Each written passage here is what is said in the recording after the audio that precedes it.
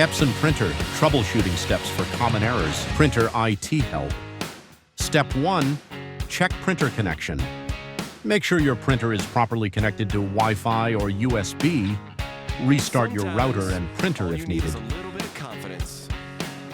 Step 2, fix printer offline error. Go to your computer settings, arrow, printers, arrow.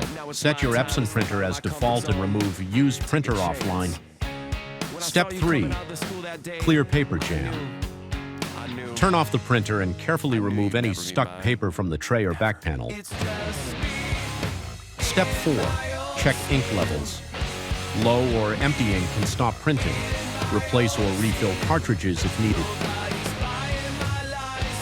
Step 5, restart spooler service. On Windows, restart the print spooler service to fix stuck print jobs. Need expert help? We're just call away. Contact us anytime, 24/7 support.